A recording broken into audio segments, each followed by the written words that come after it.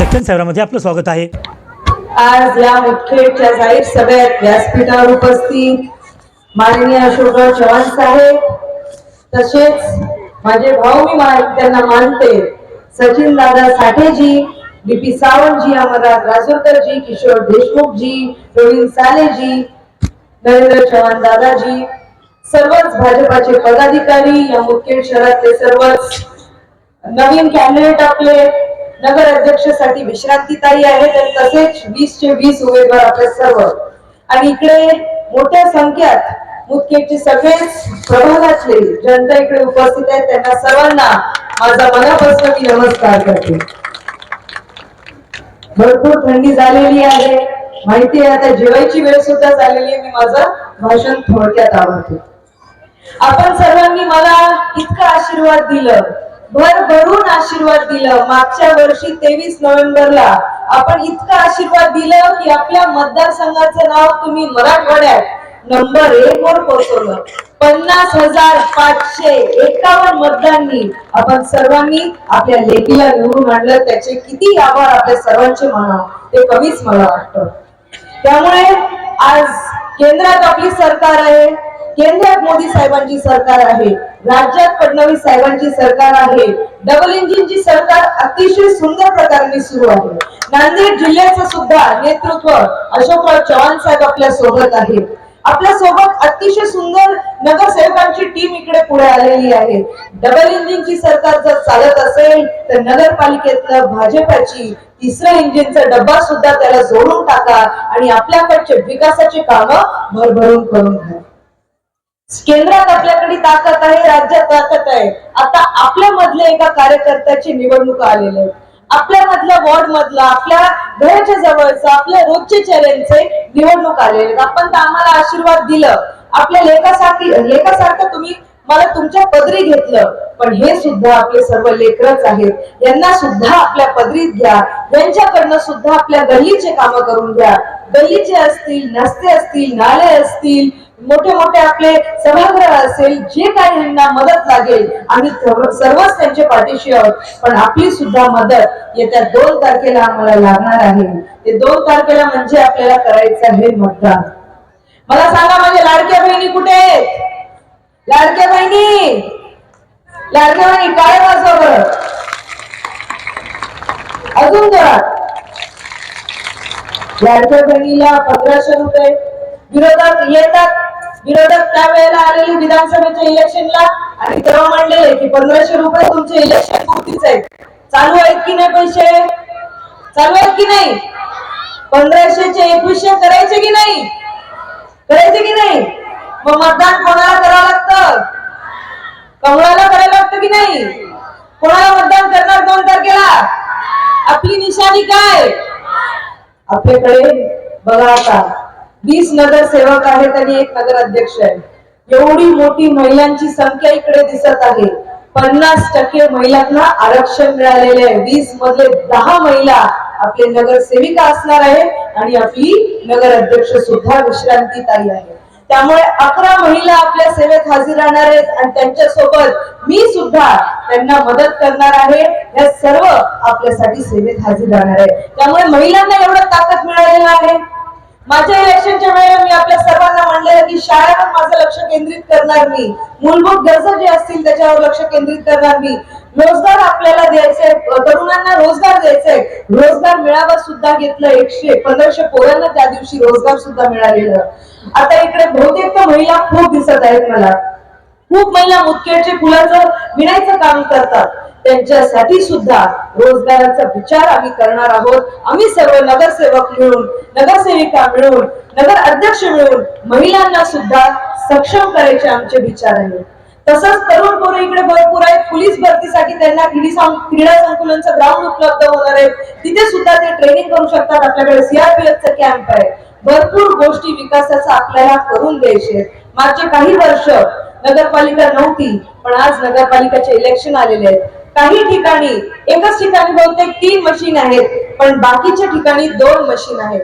पहिली मशीनवर नगर अध्यक्षाची मशीन आहे, जिथे आपल्याला दिसलं कमळाची निशाणी तिकडे आपल्याला बटन दाबायचं आहे, आवाज येणार, आपलं मतदान रजिस्टर झालं। मग दुसऱ्या ठिकाणीच्या दुसऱ्या मशीनवर एका प्रभागात 2 ओळ असतात, अ आणि ब. अ मध्ये सुद्धा आपल्याला एक कमळाचं निशाण दिसणार, ब मध्ये सुद्धा आपल्याला एक कमळाचं निशाण दिसणार. माझ्या लाडकी बहिणींना मला विनंती करायची आहे, मशीनासमोर गेलं की लाडकी बहीण लाडकी बहीण लाडकी बहीण, दुसरीकडे आपल्याला बघायची गरज नाही. विरोधक येतात, बरेच काही गोष्टी बोलून जातात, मला त्याच्यावर काही टीका टिप्पणी करायची नाहीये. सगळ्यांनी म्हटलं, ते लोक सुद्धा म्हणले की साहेब गल्लोगल्ली फिरतायत, काही गल्लोगल्ली फिरतायत. जर हे सगळे कार्यकर्ता आणि माझेच भाऊ आणि बहिणी माझ्या इलेक्शनच्या वेळेला गल्लोगल्ली फिरून मतदान जर मागितलं असेल माझ्यासाठी, तर हे माझं कर्तव्य आज मी समजते. त्यांच्यासाठी सुद्धा मी गल्लोगल्ली फिरून आपल्या सर्वांसाठी चांगले कॅन्डिडेट पुढे करून त्यांच्यासाठी सुद्धा मतदान मागायला काही हरकत नाही, काही लाज वाटण्याची गोष्ट नाही. कारण हे सुद्धा माझ्या भाऊ बहिणी सारखेच आहे. त्यांनी मला एवढं भाऊ बहिणी सारखंच प्रेम दिलेलं आहे आणि आपण सर्वांनी मला मुलीसारखं परमित घेतलेलं आहे. त्यामुळे आपल्या विकासाच्या कामाबद्दल आपण काळजीच करू नका. पुढच्या 5 वर्षात, अगोदरचे 20 वर्ष आपण मुदखेडला पाहिलेलं आहे, आजचं मुदखेड पाहिलंय, पुढच्या 20 वर्षाची मुदखेडची कल्पना आपण करू शकणार सुद्धा नाही, इतकी प्रगती आपण मुदखेड शहरात आणू. आणि माझं शेवट वेळा मी एवढंच म्हणेन विरोधकांना, अपने खिलाफ हो रही बातों को खामोशी से सुन लो, अपने खिलाफ हो रही बातों को खामोशी से सुन लो, यकीन रखो वक्त इसका करारा जवाब देगा. त्यामुळे इथेच मुदखेडच्या भूमीवर साहेबांनी एक वाक्य सांगितलेलं, जे जे साहेबांना त्रास दिला ते सगळे साफ झाले. त्यामुळे साहेबांना त्रास देऊ नका. आणि साहेबांसोबत ही तिची लेख, ही मुदखेडची जनता आणि ही नगरपालिका नेहमीच सोबत राहणार. मुदखेडच्या विकासासाठी साहेबांसोबत आम्ही नेहमी सज्ज राहणार. मी इकडेच माझे 2 शब्द थांबवते. आपल्या सर्वांना मला बोलण्याची संधी दिली त्याच्याबद्दल आभार मानते. जय हिंद, जय महाराष्ट्र, धन्यवाद. सभेचे मुख्य आकर्षण तुम्हा आम्हा सर्वांचे लाडके नेते माजी मुख्यमंत्री खासदार अशोकरावजी चव्हाण साहेब, ज्यांना तुम्ही 50,000च्या लीडने निवडून दिलं, त्या ॲडव्होकेट सुजाताई चव्हाण. आपली पृथ्वी ही नागाच्या पाण्यावर नाही तर कष्टकऱ्यांच्या हातावर करते, एवढा मोठा संदेश त्यांनी दिला. ते लोकशाहीर अण्णाभाऊ साठे त्यांचं रक्त आज आपल्या सोबत सजीव आहे. सचिन भाऊ, त्यांचं मनापासून मी स्वागत करतो. व्यासपीठावर उपस्थित भाजपचे नांदेड उत्तरचे अध्यक्ष किशोरभाऊ देशमुख, ज्येष्ठ नेते भाजपचे प्रवीण सालेजी, महानगराध्यक्ष माजी आमदार आमचे अमरभाऊ राजूकर, भाऊराव चव्हाण सहकारी साखर कारखान्याचे अध्यक्ष नरेंद्रजी चव्हाण, बऱ्याच दिवसांनी ज्यांचं दर्शन झालं ते आमचे उत्तावर साहेब, जाधव साहेब, प्रवीण गायकवाडजी, भीमराव कल्याणे, नगराध्यक्ष पदाचे आपले उमेदवार विश्रांतीताई माधुराव कदम, त्यांचे पती माधुरावजी कदम, व्यासपीठावर उपस्थित सर्व सन्माननीय भाजपचे उमेदवार आणि माझ्या समोर बसलेल्या सगळ्या लाडक्या बहिणी, लाडके भाऊ, सगळे मतदार बंधू, 2 तारखेला होणाऱ्या निवडणुकीसाठी आज आपण इथं एकत्र महिलांना विनंती आहे की कृपया या ठिकाणी थोड्याच वेळामध्ये सभा संपणार आहे, आपण बसून घ्या. महिलांना विनंती आहे की आपण बसून घ्या. कार्यकर्त्यांना देखील विनंती करतो की महिलांना बसण्यासाठी विनंती करा. सोनटके पंचाळ, मुदखेडला जेव्हा जेव्हा आलो तेव्हा तेव्हा नवीन गोष्ट पाहायला मिळाली. आज मी आलो तेव्हा रेल्वे अंडरब्रिज मी पहिल्यांदाच पाहिला सर. अशोकरावजी चव्हाण यांनी मुदखेड आणि भोकर आणि अर्धापूर त्या 3 तालुक्यामध्ये जो विकास केलेला आहे नांदेड जिल्ह्याचा जो विकास केलेला आहे, गेले 25 वर्ष त्यांना जेवढे खाती मिळाली, त्या खात्यातल्या सगळ्या चांगल्या गोष्टी नांदेड जिल्ह्यात आणि प्रामुख्याने भोकर मतदारसंघात कशा येतील या पद्धतीने त्यांनी अनेक वर्ष काम केलं. आणि म्हणून तुम्ही सगळ्यांनी त्यांना प्रत्येक वेळेला निवडून दिलेला आहे. आज त्यांचा वारसा पुढे चालवण्यासाठी श्रीजाताई आज इथे आलेला आहे. तुम्ही तेवढंच प्रेम त्यांना दिलंय आणि याच्या पुढे याच्याबद्दल माझ्या मनात अजिबात शंका नाही. आज मुदखेड मध्ये आल्या विकासाच्या आठवणी येतात.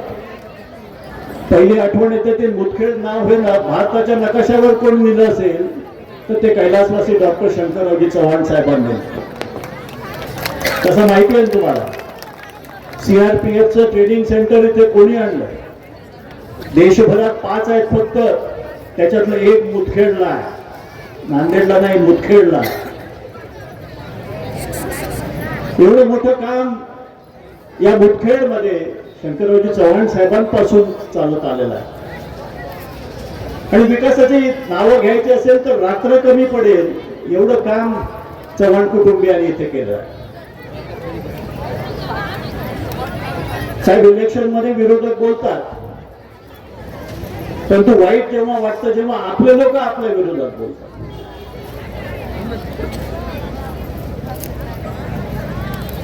औरंगाबादचे आपले संभाजीनगरचे मंत्री आले आणि म्हणाले की शंकररावजींनी नांदेडचं लंडन करतो म्हणून दाखवलं आणि इथे काही दिसत नाही. साहेब, कधी असे बोलले नव्हते. शंकररावजी तुमच्यासारखे वाचाळवीर नाहीत, ते कर्मवीर होते. त्यांनी करून दाखवलं. शिरसाट साहेब, तुम्ही जे पाणी पिता, तुम्ही लहानाचं जे मोठं झालाय ते जायकवाडी प्रकल्प शंकररावजी चव्हाण साहेबांनी केला होता, विसरू नका म्हणावं. सूर्यावर तुटलं तर तुमच्यावरच पडतंय, हे मी सांगायची गरज नाही. आता ज्यांचा उल्लेख झाला, गुलाबराव पाटील आले आज आणि म्हणाले की 3 तारखेला पाणी पाजा चव्हाण साहेबांना. ज्या चव्हाण कुटुंबियाने 35% महाराष्ट्राला पाणी पाजलं त्याला तुम्ही पाणी पाजणार होय? तुम्हाला 7 जन्म घेतलं तरी ते होणार नाही तुमच्याने. आणि तुम्ही जेवढं अशोकरावांच्या शंकररावांच्या विरोधात बोलाल तेवढी जनता पेटून उठेल. मला तर वाटतं साहेब, आपलं काम त्यांनी सोपं केलं. जनतेला माहिती आहे की कोणी विकास केलेला आहे, कोणी पुढे आलेला आहे. नुसतं बोलणारे नाही, बोलणारे आपल्याला लागतच नाही, काम करून दाखवणारे लागतात. आणि तुम्हाला माहिती आहे काम कोणी केलं. मंत्री म्हणाले संभाजीनगरचे, नाही आज हे म्हणाले गोपाळराव म्हणले, जळगावहून आले गुलाबराव,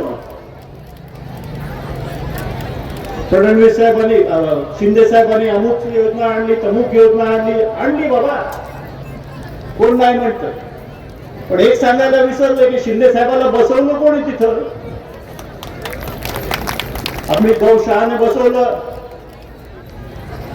देवाभाऊ जेव्हा एक पायरी खाली उतरलं तेव्हा ती पायरी तुम्ही चढू शकला आणि तेव्हा तुम्ही हे सगळं करू शकला. त्याच्या पाठीमागे वरदहस्त भाजपचा होता, हे विसरून चालणार नाही. आणि म्हणून अशी बाष्कळ बडबडी करण्यासाठी तुम्ही जर इकडे येत असाल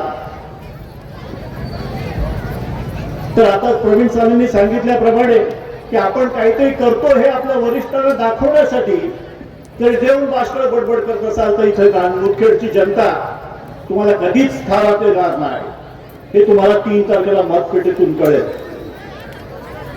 आज मुदखेडमध्ये मला आनंद झाला की माधवराव कदम सारख्या कार्यकर्त्याला एक मोठा न्याय साहेबांनी दिला. गेले 25 वर्ष माधवरावांना मी काम करताना पाहतो. वेळ पडेल तेव्हा साहेबांच्या एका शब्दावर धावत येणारे माधवराव आज त्यांना उमेदवारी मिळाली. तुम्हाला नाही विश्रांती द्यायला, पण आता विश्रांती द्यायचं नाव विश्रांती हे नावापुरतच राहू द्या. पुढील 5 वर्ष त्यांना अजिबात विश्रांती नाही, लक्षात. कारण साहेबांनी एकदा बसवलं की काम करावं लागतं. 12 तास 18 तास काम करावं लागतं. आणि हे तुम्ही जरूर करून घ्या विश्रांतीताईंकडून, याची मला खात्री आहे. अनेक नवीन चेहरे दिसत आहेत स्टेजवर. खरोखरच यावेळेला उमेदवारी देताना अतिशय चांगला विचार केला गेलेला आहे. लोकांमध्ये असणारे लोक, धर्म नाही, जात नाही, काही नाही, ते लोक लोकांमध्ये आहेत. त्यांना लोकांच्या अडीअडचणी माहिती आहे. अशा लोकांनाच तिकीट देणं हे खरोखरच अर्ध इलेक्शन जिंकल्यासारखं आहे. म्हणून येणाऱ्या 2 तारखेला जिथे कमळ दिसेल तिथे बटन दाबा. जे मशीनवर जिथे कमळ दिसेल, कारण कमळच कमळ आहे सगळीकडे. 20च्या 20 उमेदवार कमळाचे आहेत, अध्यक्ष कमळाचे आहेत. त्यामुळे विचार करायचं काम नाही. कमळ दिसलं बटन दाबायचं. आणि एवढं करून अशोकरावचे आणि चिरजियाताईंचे हात आपण बळकट करा, एवढीच अपेक्षा या निमित्ताने व्यक्त करतो. आणि पुढील व्यक्तांच्या मध्ये जास्त वेळ न थांबता आपली रजा घेतो. जय हिंद, जय महाराष्ट्र. धन्यवाद सर. यानंतर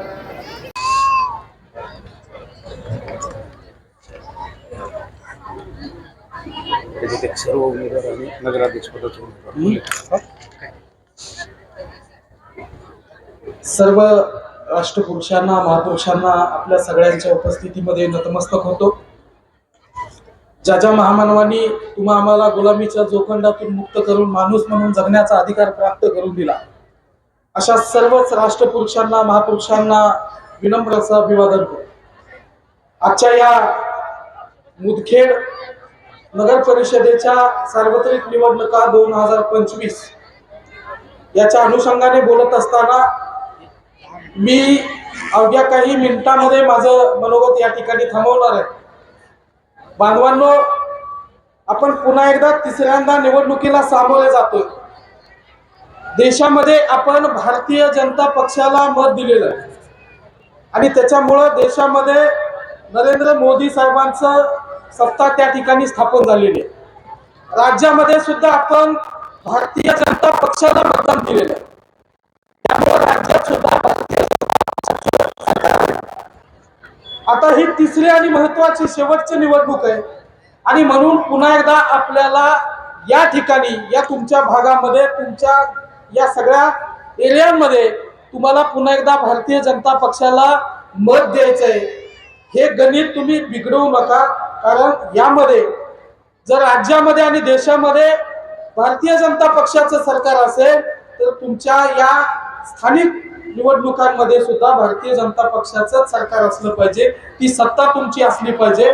कारण तुम्ही या सगळ्या गोष्टींचा विचार केला की मी पश्चिम महाराष्ट्रातला, सांगली जिल्ह्यातला अण्णाभाऊ साठेंच्या कुटुंबातला माणूस आहे. आमचा पश्चिम महाराष्ट्र हा सुधारित म्हणून ओळखला जातो. त्या ठिकाणी प्रचंड मोठ्या प्रमाणात पाणी आहे, शेती चांगल्या पद्धतीची पिकवली जाते. पण मराठवाड्याकडे बघताना मराठवाडा हा मागास म्हणून त्याची ओळख निर्माण झाली. आज पण ती ओळख आहे. पण या मराठवाड्यामध्ये नांदेड जिल्हा हा महाराष्ट्राच्या टॉप सिटी मध्ये म्हणून ओळखला जातो आणि त्याचं सर्वस्वी श्रेय हे चव्हाण कुटुंबाला जातं. याची आपण सगळ्यांनी नोंद घेतली पाहिजे. या चव्हाण कुटुंबांचं म्हणजे आदरणीय चव्हाण साहेबांचं आणि त्यांच्या वडिलांचं सुद्धा म्हणजे हे गेल्या अनेक वर्षाचं जे उपकार या नांदेडमध्ये आहेत. म्हणजे नांदेडमध्ये आल्यावर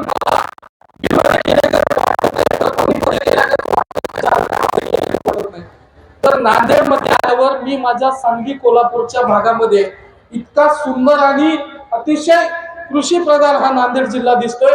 त्याचं सर्वस्वी श्रेय हे चव्हाण कुटुंबाला जातं.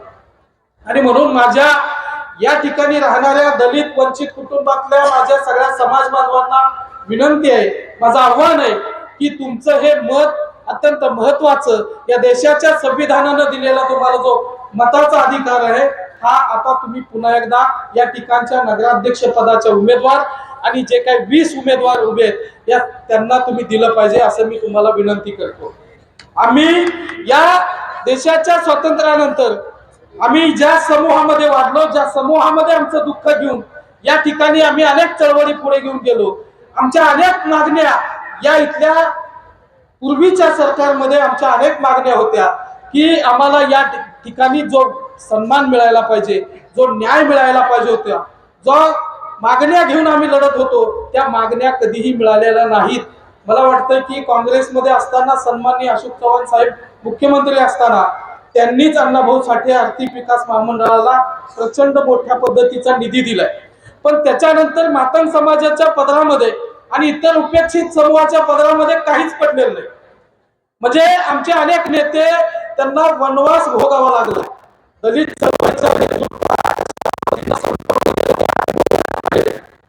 त्या पुस्तकामध्ये इतिहासामध्ये त्याची नोंद आहे, पण मागण्या कधी मान्य झाल्या नाही. पण या ठिकाणी तुम्हाला सांगतो की इथल्या शाहू फुले आंबेडकरांचा खरा विचार घेऊन, म्हणजे बाबासाहेबांचा, अण्णाभाऊ साठेंचा, लहुजी साळवेंचा खरा विचार घेऊन इथं पुढे जाणारी ही भारतीय जनता पक्षच आहे, हे मी माझ्या डोळ्याने आणि अनुभवाने सांगतो. कारण आम्ही जेव्हा सामाजिक चळवळीमध्ये काम करणारी माणसं राजकारणाकडे जेव्हा आम्ही जातो, तेव्हा इथलं राजकारण अतिशय घाणेरडं आणि भयानक राजकारण आम्ही आमच्या डोळ्यांनी पाहिलेलं आहे. फक्त निवडणुकांपुरतं आम्हाला सोबत घ्यायचं आणि निवडणुका संपल्या की आम्हाला बाहेर लोटायचं, ही पद्धत आम्ही आमच्या डोळ्यांनी पाहिलेली आहे. आणि म्हणून आम्हाला भाजपकडं, म्हणजे भाजपचं आता जसं एका मान्यवरांनी सांगितलं की भारतीय जनता पक्षाला धर्मांध आहेत, जातीवादी आहेत असं संबोधलं जातं. तो चेहरा आमच्या सगळ्यांच्या समोर उभा केला गेला होता. पण आम्ही आता स्वतःहून यामध्ये आलोय. कुठलाही जातीवाद नाही, कुठलाही धर्मभेद नाही, फक्त या देशाचा, या राज्याचा विकास झाला पाहिजे ही भूमिका घेऊन भारतीय जनता पक्ष पुढे जाणारा पक्ष आहे, हे आम्ही आमच्या डोळ्यानं पाहिले. सत्यशोधक अण्णाभाऊ साठे यांचा पुतळा व्हावा, अण्णाभाऊ साठेंच्या नावाने संशोधन आणि प्रशिक्षण केंद्र उभा राहिलं पाहिजे, लहुजी साळवेंच्या स्मारकाला बजेट मिळालं पाहिजे, अण्णाभाऊंच्या मुंबईच्या स्मारकाला बजेट मिळालं पाहिजे. न्याय मिळत नव्हता, पण तो न्याय माननीय देवेंद्रजी फडणवीस यांनीच दिलेला आहे. आणि म्हणून माझी इथल्या तमाम माझ्या समाज बांधवांना विनंती आहे की आदरणीय चव्हाण साहेबांनी ज्या ज्या उमेदवारांना उभं केलेलं आहे त्या सगळ्यांना आपण नगराध्यक्ष पदाच्या उमेदवारासहित आपण सगळ्यांनी निवडून द्यावं, एवढीच अपेक्षा व्यक्त करतो. आणि मी माझं या ठिकाणी लांबलेलं मनोगत थांबवतो. धन्यवाद. सर्वांना सप्रेम जय लहुजी, जय अण्णाभाऊ, जय भीम, जय भारत. धन्यवाद सर. महिलांना विनंती आहे की सगळ्यांनी नारा देत आहे, भारत माता की, भारतीय जनता पार्टीचा.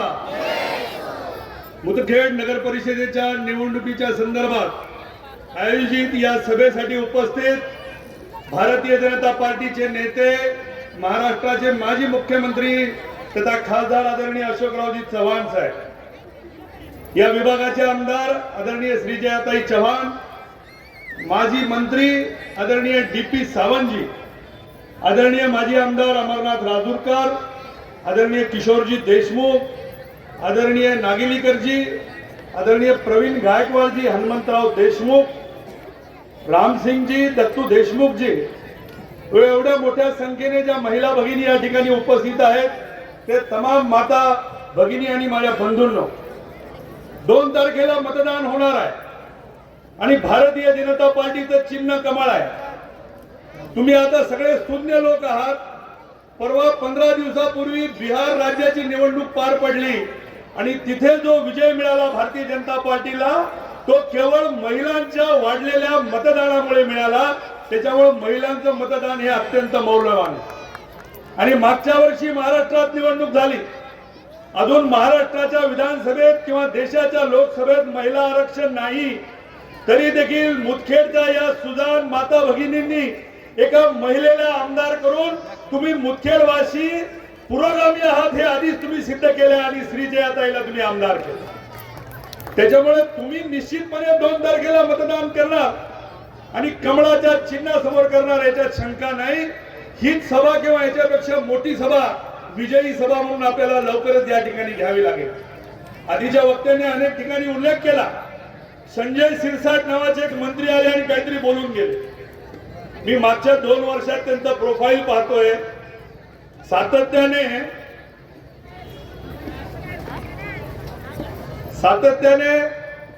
त्याचा डाव खेळणारा हा मंत्री लाखो करोडो रुपये घेऊन सोबत बसतो आणि कुठल्या तरी एखाद्या नेत्यावर गलिच्छ आरोप करण्याची यांची सवय जात नाही. मी देखील मला चिठ्ठी आल्यामुळे लक्षात आलं कदाचित विसरलं माझ्याकडून. सचिन साठेंचं नाव, माझी मैना गावाकडे राहिली माझ्या जीवाची होती खायली, असं साहित्य ज्या अण्णाभाऊ साठेंनी आम्हाला दिलं, त्यांचे वंशज आज आपल्या स्टेजवर आहेत. ते आपल्या प्रचारासाठी खास आलेले आहेत. आता तुम्हीच विचार करा की हा पुरोगामी महाराष्ट्राचा चेहरा आहे. मी आत्ताच महामानव डॉक्टर बाबासाहेब आंबेडकरांचा उल्लेख करणार होतो. म्हणजे महाराष्ट्राची पुरोगामी जी परंपरा ज्यांनी पुढे नेली ते एका हाताला आंबेडकर आहेत आणि दुसऱ्या हाताला अण्णाभाऊ साठे आहेत. आंबेडकरांचं नाव आपण याच्यासाठी घेतो की माता भगिनी इथं बसल्यात. मी कालच्या एका सभेत सांगितलं की आता तुमची ही जबाबदारी आहे की 2 तारखेला मतदान झाल्यानंतर 3 तारखेला तुमच्या घरातली कुणी नातेवाईक तुम्हाला भेटो, तिचं बोट पाहून तुम्ही विचारा की मतदान केलं की नाही. याचं कारण काय माहिती का? डॉक्टर आंबेडकरांनी आम्हाला जी घटना दिली तिथं परवा 26/11 आपण कार्यक्रम केला, संविधान दिन, आणि 26 जानेवारी 1950 ती घटना लागू झाली. पण ती घटना लागू होण्याच्या पूर्वी म्हणजे भारताला स्वातंत्र्य मिळवण्याच्या आधी जेव्हा केव्हा त्या लंडनच्या राजवाड्यातली राणी पोटुशी किंवा गरोदर राहत होती तेव्हा इथले लोक सांगायचे की आमचा युवराज जन्म घेणार आहे. पण महामानव डॉक्टर आंबेडकरांनी जी घटना आम्हाला दिली त्या घटनेत त्यांनी अशी तरतूद करून ठेवली की यानंतर स्वतंत्र भारताचा राजा त्या राणीच्या पोटात नाही तर मताच्या पेटीत जन्म घेईल आणि त्या मताच्या पेटीमधून त्या राजाला जन्म घालण्याचा अधिकार तुम्हाला दिलाय आणि तुम्हाला उपमा दिली आहे मतदार राजा. मग मतदान हे पवित्र कर्तव्य आहे. ते धर्मदाना इतकंच, कन्यादाना इतकंच महत्वाचं आहे. अशोकरावजी चव्हाण प्रचंड आपल्यासाठी काम करतायत, पण त्यांनी केलेलं काम तुम्हाला आवडतंय का? तुम्हाला आवडतं का अशोकराव चव्हाणांचं काम? म्हणजे हो म्हणणार की काय म्हणणार तुम्ही? आता हे हो त्यांच्यापर्यंत जर पोहोचवायचं असेल तर आंबेडकरांनी सोय केली आहे की त्या मशीनवर जे कमळाचं फुल आहे त्याचं बटन दाबलं आणि ह्यांना पाहिजे असलेले नगरसेवक निवडून दिले. म्हणजे या सेवकाला कळेल की हा माझा मतदार राजा खुश आहे. मग ही तुम्हाला संधी आहे. तुम्ही राजा आहात, मतदार राजा आहात. त्या संधीचं सोनं करण्याची जबाबदारी तुमची आहे. येऊ द्या कोण संजय शिरसाट येतो त्याला येऊ द्या. ते बिन पाण्याची कोण घेणारा गुलाबराव पाटील येऊ द्या, काय फरक पडत नाही. त्यांना माहित नाही की ज्या मंत्रिमंडळात ते काम करतात त्या मंत्रिमंडळाचा बॉस त्यांचा बाप आहे देवेंद्र फडणवीस. त्याच्यामुळे त्यांनी अशा किती वल्गना केल्या तर काही फरक पडत नाही. पण आपल्या सेवकाला आपला राजा खुश असण्यासाठी ही जर आपल्याला माहिती पोहोचवायची असेल तर मी नेहमी इतिहासाचं उदाहरण देतो. तुम्ही शिवाजी महाराजांचं नाव आपण प्रत्येक जण रोज घेतो. शिवाजी महाराज पन्हाळ्याच्या किल्ल्यावरून विशाळगडाकडे गेले आणि त्यांनी बाजी प्रभू देशपांडेला सांगितलं की मी गडावर पोहोचल्यावर तोफेची सलामी होईल तेव्हाच तुम्ही पावनखिंड सोडा. पण डॉक्टर आंबेडकरांनी कशी सोय करून ठेवली आहे तुम्ही बघा. सुजाण मतदार बंधू भगिनींनो, माझ्या व्यापारी मित्रांनो, तुम्ही देखील ऐका की आता या लोकशाही देशाचा राजा माझ्या समोर बसलाय मतदार राजा आणि सेवक बसलाय दिल्ली, मुंबई आणि नांदेडला. पण तुम्हाला दिलेली प्रत्येक योजना आवडली. प्रधानमंत्री आवास योजनेत तुम्हाला घर मिळालं, रमाई आवास योजनेत घर मिळालं, लाडक्या बहिणीचे पैसे मिळाले, आयुष्यमान भारतचं कार्ड मिळालं. प्रत्येक योजना मतदार राजाला मिळाली आणि ती आवडली असेल तर तुमच्यासारख्या राजांनी सेवकाला तोफेची सलामी द्यायची म्हणजे काय करायचं? ज्या दिवशी 2 डिसेंबरला तुम्ही मतदान करायला जाल कमळाचं बटन दाबलं की एक आवाज येईल बीप म्हणून. असे हजारो आवाज काढून हजारो तोफेच्या सलामी देऊन तुम्ही या सेवकांना सांगितलं पाहिजे की आम्हाला तुमचं काम आवडतंय. तेव्हा आपण आंबेडकर जयंती करायला मोकळे, शिवजयंती करायला मोकळे, अण्णाभाऊ साठेंची जयंती करायला मोकळे. जयंतीच्या कार्यक्रमात नुसतं नाच गाणं आणि धांगडधिंगा करून जर देत नाही तर आंबेडकरांनी सांगितलेला विचार आम्हाला खालपर्यंत न्यावा लागेल. भारताची लोकशाही सुदृढ करायची असेल तर मतदानाचं पवित्र कार्य पार पडावं लागेल. आपली मुलगी जर आपल्याला लग्नाला करायची असेल, तिला उजवायचं असेल तर आपण केवळ नवऱ्याचा चेहरा बघत नाही, त्याचं खानदान बघतो, त्याचं उत्पन्न बघतो, त्याची नोकरी बघतो, त्याचा चेहरा बघतो. तर आमचं खानदान हे भारतीय जनता पार्टी आहे. आमच्या घरातले ज्येष्ठ म्हणजे अशोकरावजी चव्हाण आहेत, आणि आमचे उमेदवार या ठिकाणी बसलेले आहेत. या सगळ्याचा विचार करून तुम्ही कन्यादान जितकं पवित्र दान आहे तसं मतदान केलं पाहिजे. मताची टक्केवारी वाढली पाहिजे. 70, 80, 90% पर्यंत मतदान केलं पाहिजे. तर सुदृढ लोकशाही आपण निर्माण करू शकू. आपल्या सेवकाला वाटलं पाहिजे की मी जे काम करतोय मला लोक भरभरून मतदान देतात. आता अजून एक विषय आहे की भारतीय जनता पार्टी जातीवाद करते, धर्मवाद करते. आता मी नाव बघत होतो तर उमेदवारांच्या यादीमध्ये 5 ते 7 मुस्लिम बांधव आहेत. 1-2 भगिनी पण आहेत. तेव्हा देशाचं सरकार, राज्यातलं सरकार किंवा कुठलंही सरकार हे जात पात, धर्म, पंथ, बोली, भाषा, वेशभूषा याच्या आधारावरती योजना करत नाही. तुम्हीच हात वर करून सांगा, तुम्हाला प्रधानमंत्री आवास योजनेचं घर मिळालं, मग माझ्या मुस्लिम भगिनीला मिळालं की नाही? तुम्हाला आरोग्याची योजना मिळाली, मग तिला मिळाली की नाही? तुम्ही टॅक्स भरता, टोल टॅक्स रस्त्यावरून जाताना, मग हिंदू म्हणून तुम्हाला 20 रुपये आणि मुसलमानाला 40 रुपये आहे का? प्रधानमंत्री आवास योजनेचे पैसे तुमच्या अकाउंटला येतात, मग मुस्लिम भगिनीचे किंवा बांधवांचे काय वेगळे पैसे येतात का? मग हे सरकार जातीवाद करत नाही, हे सरकार धर्मवाद करत नाही. पण आता काँग्रेस सारख्या पक्षाकडे मत मागायला मुद्दा शिल्लक नाही म्हणून ते जातीवाद करतात.